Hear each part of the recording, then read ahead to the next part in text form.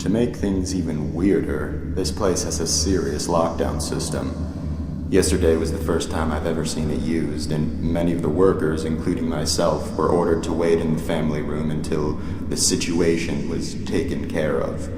No one I've spoken to about it knows why it was done, or at least they won't say. All I know is that these safety glass windows and electronic gates appear to be designed for keeping things in rather than out. I was the first responder that day. I was the first and only person to make it to Myrtle's side before she passed away. She managed to give Sullivan a parting "I love you" on that baby monitor, but that was the last communication they ever had. The last thing she ever did was give me that piece of paper. It was a short poem she had written for Sullivan earlier that day. She asked me to give it to him, and I promised her I would. Then she slipped away.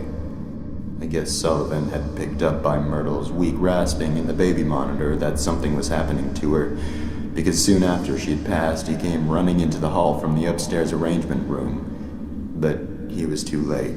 She was gone. That's when he broke down. I'd never seen him show so much emotion towards Myrtle before. Then, of course, the rest happened. I'll keep my promise, even now. It's all I can do for my dear friends.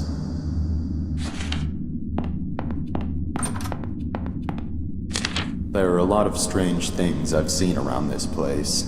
For instance, the fireplace that isn't even a real fireplace. It's some kind of ladder shaft, but there's a tough metal grate fastened over it that appears to be controlled electronically, most likely by the lockdown system. I'm assuming the shaft leads down to the basement, but it must have been sealed off because it's not accessible from anywhere down there. Another thing I've started wondering about is a metal handle that's been sitting on Michael's desk for about a month now. I asked about it once out of curiosity, but he avoided giving me a direct answer. He told me it broke off of something. I had already assumed this, seeing as it's covered in dirt and rusted around the edges where it had clearly been attached to something for a very long time. Perhaps the biggest mystery I've encountered here is the place Myrtle always went for privacy. She was often depressed, so she was always going into the downstairs hall on her way to wherever it was she went to be alone. However, she seemed to vanish. The only place she could have gone from that hallway is down into the basement, but I went down there one day to ask her something and I couldn't find her. I'm wondering if there's a secret room somewhere down there. After all, I did learn from Michael that this building is from the 1600s, long before it was ever a funeral home. Buildings as old as this one sometimes have quite a few secret areas.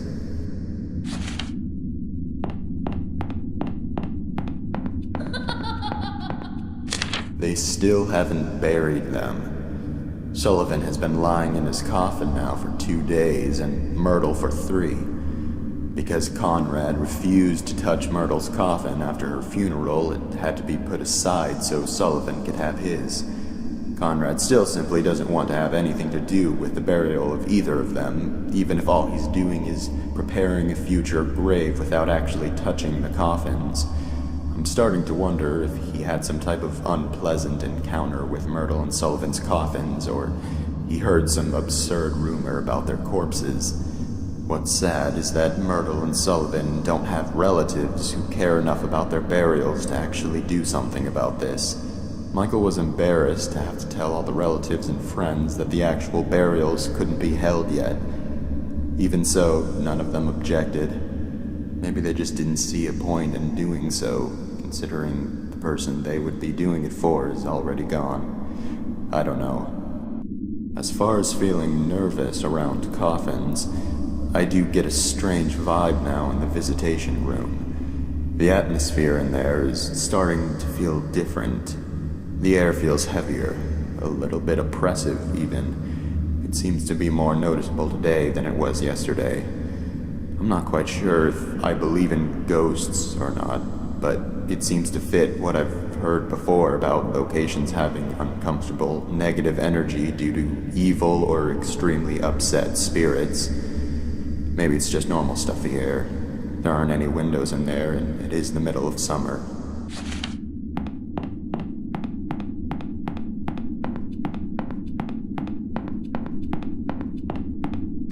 It turns out that Devon got into the morgue by stealing Sullivan's key card from the office. Mrs. Raines had been in there and forgot to lock it when she left. Nobody knows exactly how the kid figured out the passcode, but considering what a flake his mother is, that's probably just something else she inadvertently compromised. They're burying Sullivan with a few of his belongings from the funeral home. I guess because he had worked here for so long and was so loyal to his job. Michael revealed that one of those belongings is Sullivan's key card. Of course, they would need to deactivate it from the system to avoid any breaches and the chance that it was stolen, but then again, Mrs. Raines would be the one who would do that. I discovered earlier today that Devon had stolen the system lock override key as well and hidden it somewhere in the building. This has got to be the most troublesome, ill-behaved kid I have ever encountered.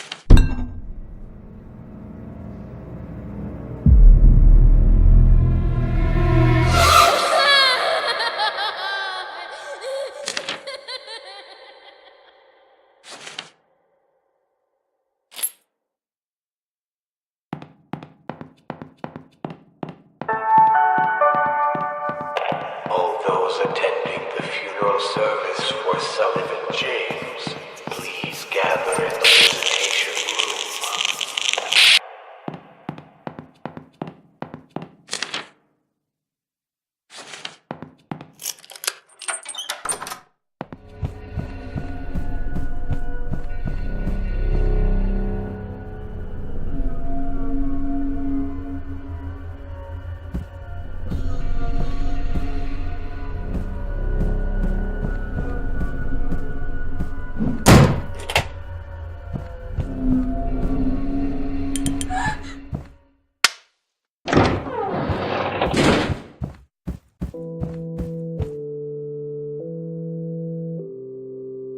Sullivan James was blind as a bat.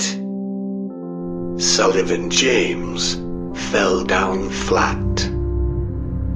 Sullivan James is withered and blue. Sullivan James is coming for you.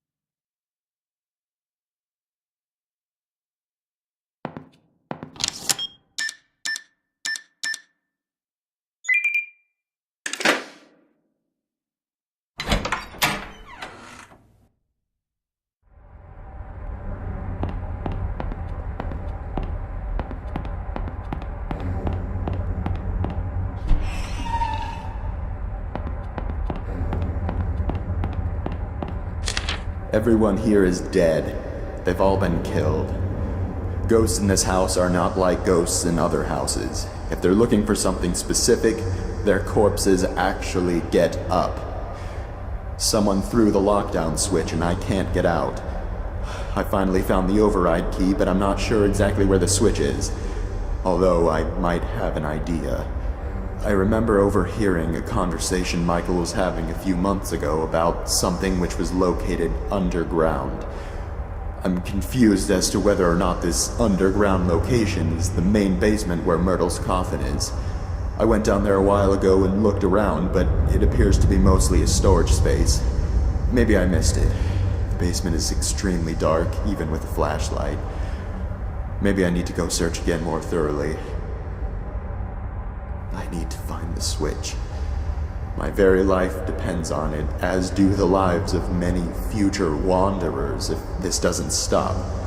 One of the most unsettling things about this funeral home is that after a while, you start to feel as though it's hanging by a thread and on the verge of collapsing, prevented only by the mysterious force that fills the building.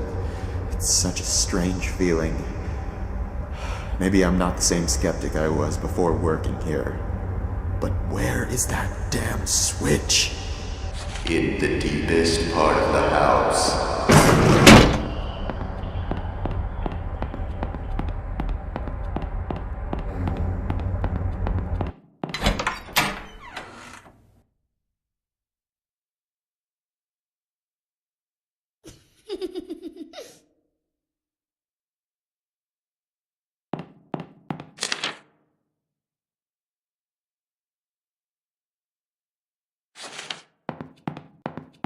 No.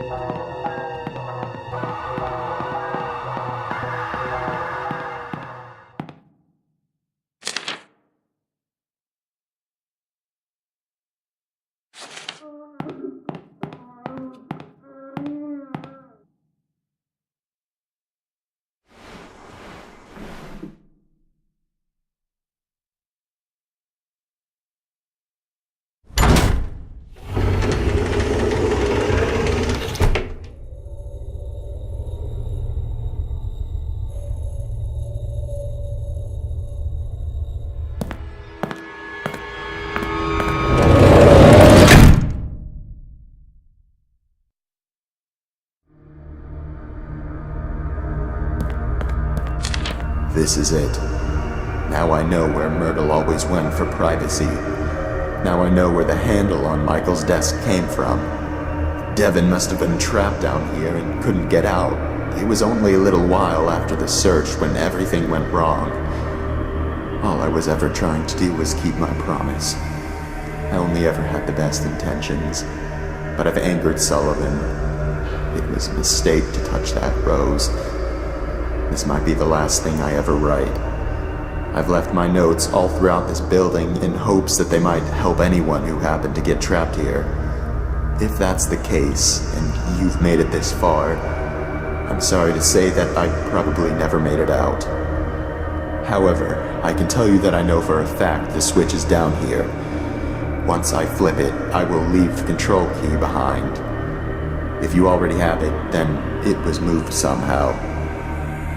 Nonetheless, there's one last thing I can give you, and that's a promise. These tunnels are not a dead end. At some point, there's a ladder which will take you back up to the ground floor. I don't know how far down it is, but I know that it's there. I always did feel a very faint draft coming from that fireplace, and sounds always seemed to echo down into it. After disabling the system lock, there should be a definite escape path. This air is stifling. Ever since Myrtle's death, the energy throughout this entire building has been growing more and more negative. My body is starting to ache, and my stomach is becoming unsettled. Now I'm getting dizzy. This house has been collecting souls for so many years. It needs to be stopped. It needs to be torn down.